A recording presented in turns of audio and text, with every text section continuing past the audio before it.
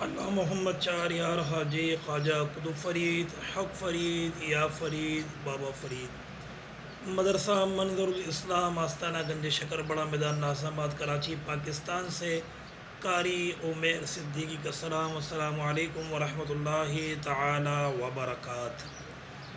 آج میں آپ لوگوں کے لیے ایک ایسا وظیفہ لے کر آیا ہوں۔ آج ایک ایسی بیماری کا تذکرہ کرنے لگا ہوں کہ یہ وہ بیماری ہے کہ انسان کو نقصان پہنچا رہا ہے۔ آج ہمارے معاشرے میں کورونا وائرس ہے جو کہ نظر نہیں آ رہا، اور اس سے لوگوں کو، انسانیت کو نقصان ہو رہا ہے۔ مگر میں جس بیماری کا ذکر کرنے لگا ہوں یہ ایک ایسی بیماری ہے جس سے انسان کو ازل سے نقصان پہنچاتے آ رہا ہے، اور آج تک انسان اس بیماری کے ذریعے سامنے والے کو نقصان پہنچا رہا ہے۔ میری مراد ہے حسد۔ حسد کیا ہے؟ سب سے پہلے حسد کس نے کیا؟ حسد کے بارے میں کیا علماء کرام فرماتے ہیں، اور حسد کے حوالے سے قرآن مجید فرقان حمید کی کون سی آیت ہے کہ جس کو پڑھنے کے بعد ہم اپنے آپ کو عوام الناس، مسلمان اور انسانیت کی حسد سے محفوظ رکھ سکیں۔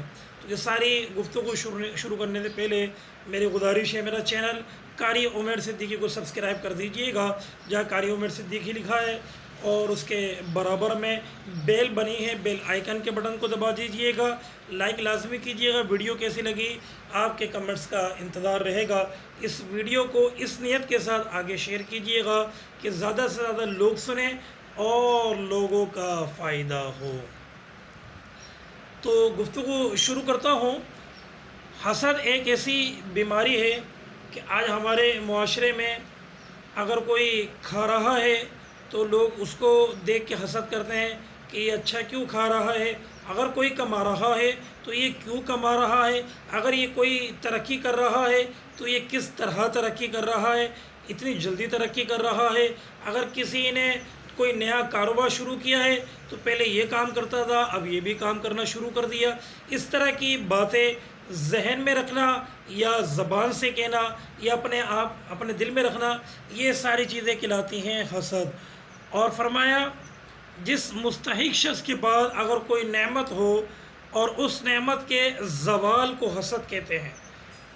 فلاں بن فلاں نے سوچا اس کے بعد یہ نعمت ہے، بس یہ کب نعمت اس سے چھن جائے اور جس طرح یہ پہلے تھا اس طرح آ جائے، تو اس کو بھی حسد کہتے ہیں۔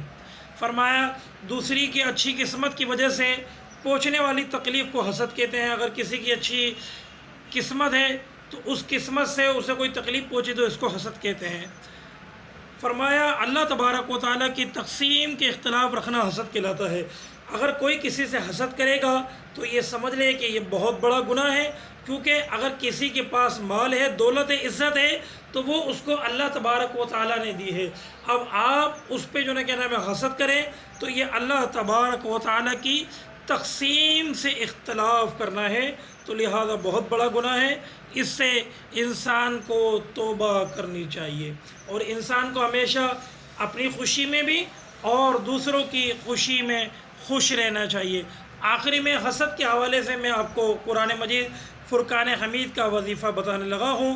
اگر کوئی انسان حسد کے زمرے میں رہتا ہے، کماتا ہے، حسد لگ جاتی ہے، پھر نیچے آ جاتا ہے، اپنے شعبے میں ترقی ہوتی ہے، آس پاس کے لوگ حسد لگاتے ہیں، پھر نقصان ہو جاتا ہے، تو اس کو چاہیے ظہر کی نماز کے بعد قرآن مجید فرقان حمید چھٹا پارہ سورۃ المائدہ 14واں رکوع آیت نمبر 67، چھٹا پارہ سورۃ المائدہ آیت نمبر 67، 14واں رکوع کا آیت نمبر 67 کا تیسرا جز ہے۔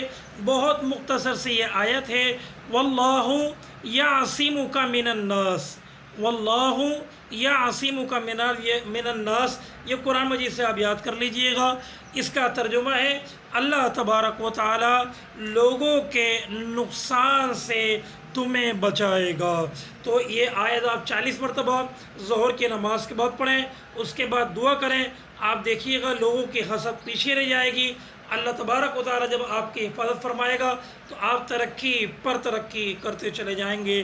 اللہ تبارک و تعالی عمل کی توفیق نصیب فرمائے، آمین بجاہ النبی الامین صلی اللہ علیہ وسلم۔